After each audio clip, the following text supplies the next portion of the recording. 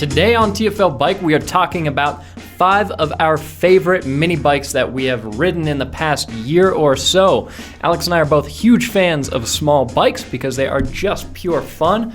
Big motorcycles are a blast as well. We both own big bikes. They have many perks, but small bikes are where it's at if you want to add something extra to your garage to just kick around and enjoy yourself a little bit.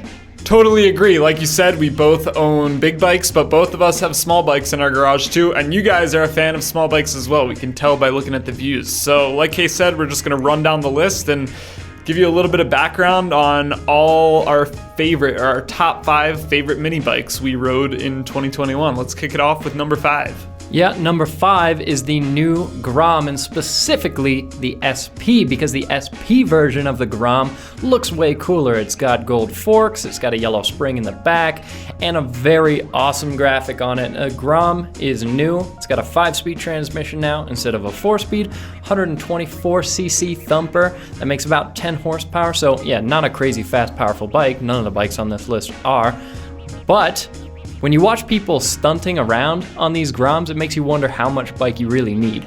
Yeah, you don't need a lot, and I think you really proved that when you were kind of drafting them on the street too. Yeah.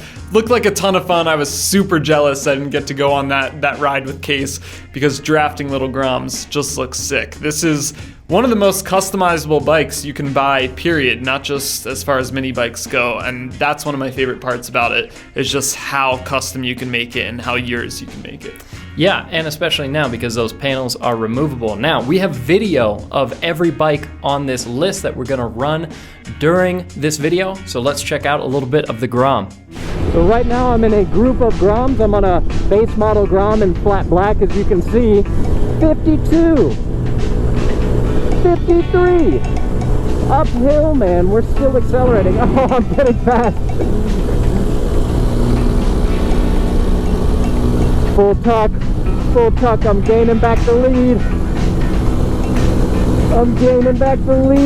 54, baby, that's what a tuck gets you.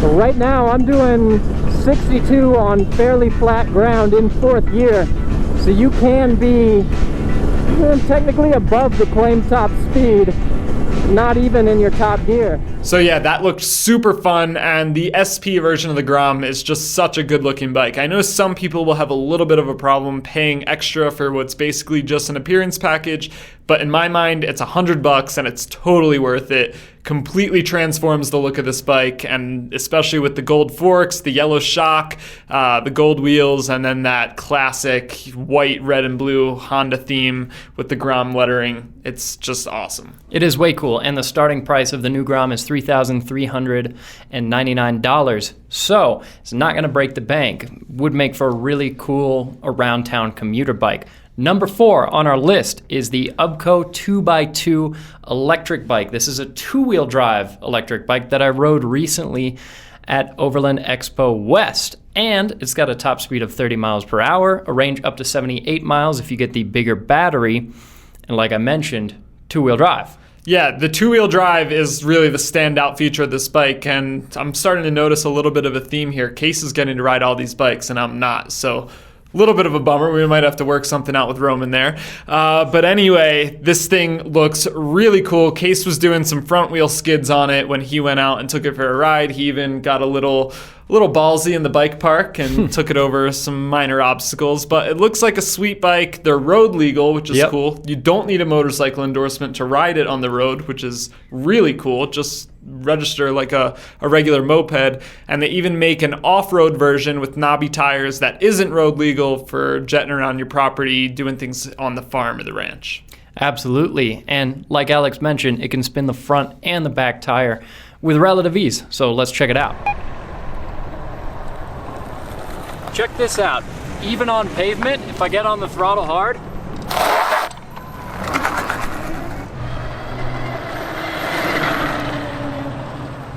I'm gonna cruise over this right here.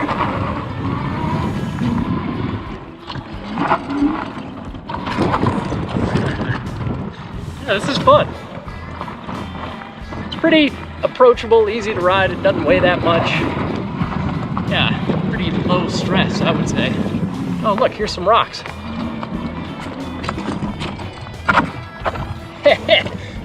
Yeah, it cruises.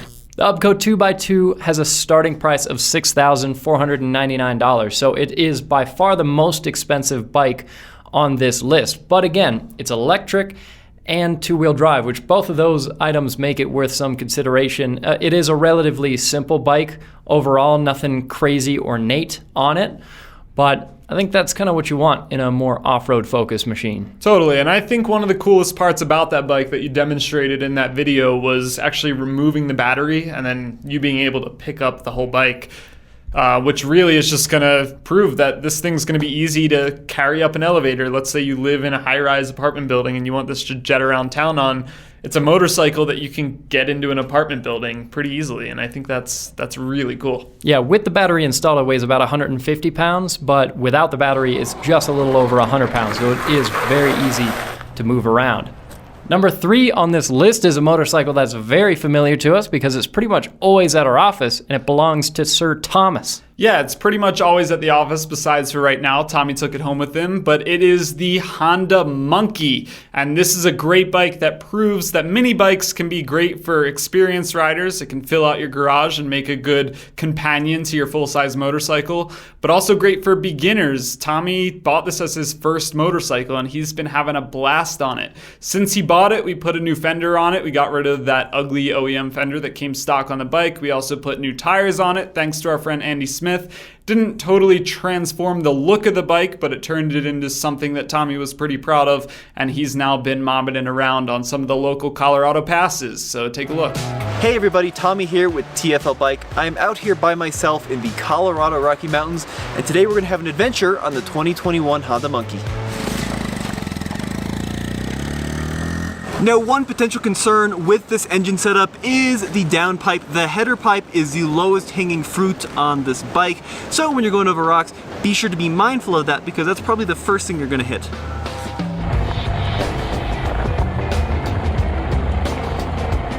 Well, it appears we've come to a water crossing. I don't know, we'll give it a try, see how the little monkey does.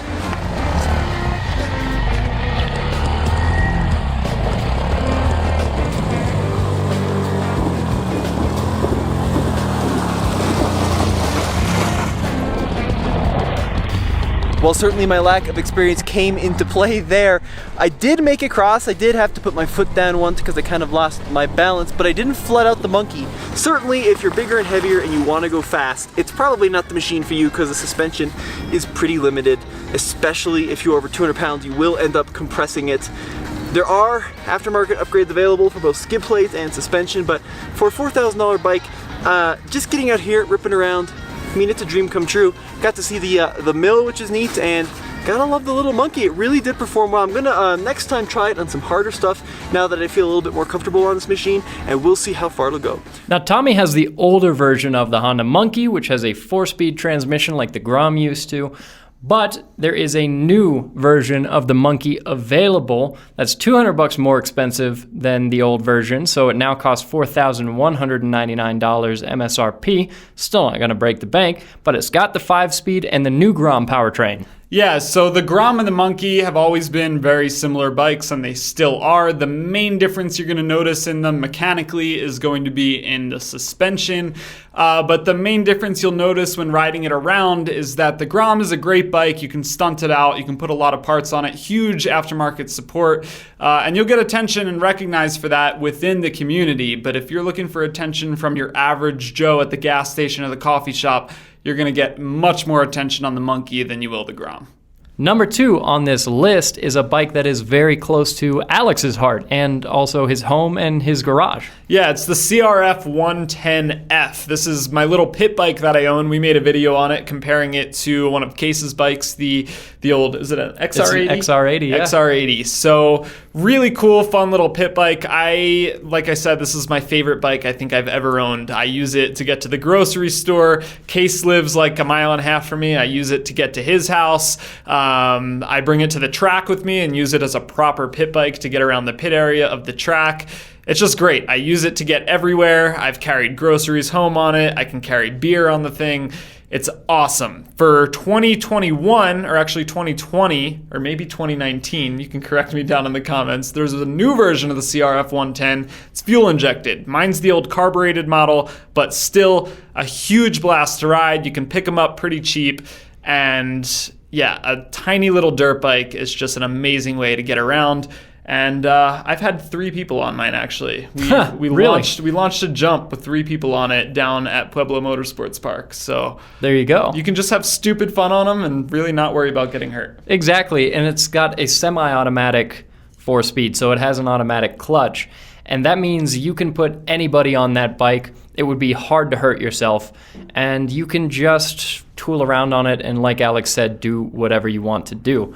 Yeah, that's a good point. That's also one of my favorite parts about the 110 is you can just put anybody who's never twisted a throttle on it and they'll go down the block and come back with a huge grin on their face.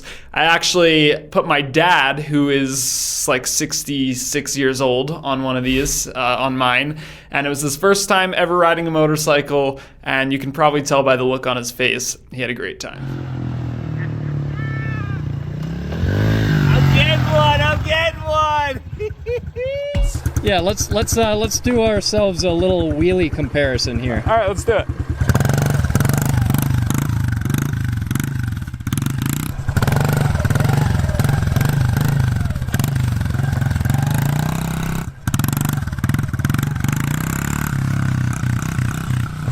So yeah, not super great at wheelies, but Case said it's impossible. You just got to get your foot down, kind of lift with your foot, and then get your feet up. Lifting the feet up is the part I'm working on still, but you know, it'll just get better with time.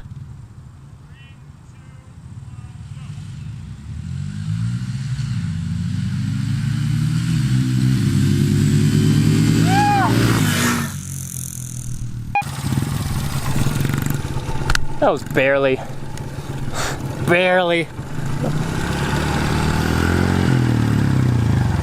Having that extra displacement seems to work. Barely. I know. I was expecting more of a gap, but didn't happen, so a little disappointed. Now, I personally think that the 1980 Honda XR80 in my garage is way better than Alex's CRF, but for this list, we wanted to highlight motorcycles that you can buy brand new right now. And the brand new CRF 110F you can buy for $2,499 MSRP. So really not a bad price. Not a bad price at all if you can find one. They're extremely hard to find. I tried to buy a new one a couple times and they fell through. So I ended up getting the used carbureted model, but the new ones are sweet. They're basically a mini shrunk down version of the CRF 450. They've got the same frame design, same bodywork, just in a smaller package. Mine's got the older frame design, not quite as robust, but still a ton of fun. But if you can find one of these new ones, pick one up, because honestly, if you can find one for MSRP, you could probably flip it for a lot more right now. That's what you would do, I bet. Number 1 on our list, another bike that you probably can't get your hands on, but if you can, you should. It is the Honda Trail 125. Yeah, this is such a sweet bike. We just got our hands on one here at the office. We have it for a while, so lots more videos to come on it, including comparisons to the old trail models from back in the 70s. But I had the chance to ride this a couple months ago out in LA. It's actually our most popular video on the channel, so proves to be a popular bike among you guys as well. I have never gotten as much attention on a motorcycle. I know I said that about the Monkey, but I got stopped every time I parked this thing. Everyone wanted to know how much it cost, what it was. It's just rad. It has such a unique look to it, that one-seat design with the big rack on the back. And yeah, especially when you're carrying a huge pie of pizza on the back, you'll get some looks. All right, well, we got to test the fitment of this ginormous pizza on the luggage rack. Look at that, doesn't that look perfect? It's definitely got some overhang, but yeah, we're gonna strap it down well. I'm good friends with Andre. Andre's got a CDL, so by us, you know, being co-workers and buddies, I'm gonna do a very good job of this, trust. I used to deliver pizzas for a living. Granted, wasn't actually using a motorcycle to deliver pizzas. I had a car.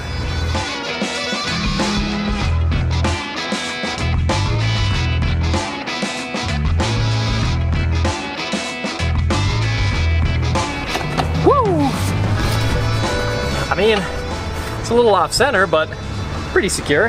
Do I look professional? Because I feel professional.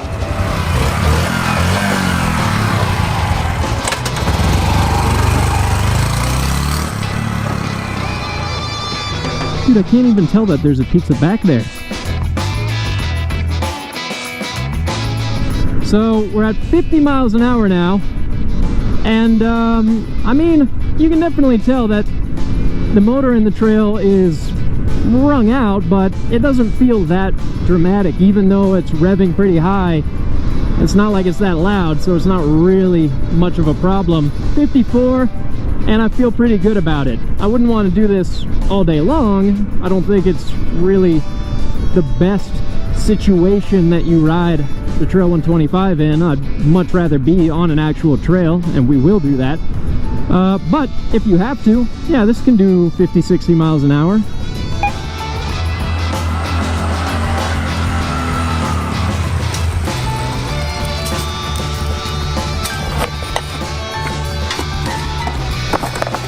Woo! Pizza time. So pretty much everybody at the TFL office has me to thank for their lunch, and Roman, because I didn't actually pay for the pizza, obviously. But Trail 125, phenomenal vehicle. Do you like it or what? Tell me this isn't the best thing you guys have ever seen. Oh yeah. Long enough. Oh, what do you mean? I'm fast as lightning. How long did it take? Not that long. Look at the size of this pizza. Oh my god.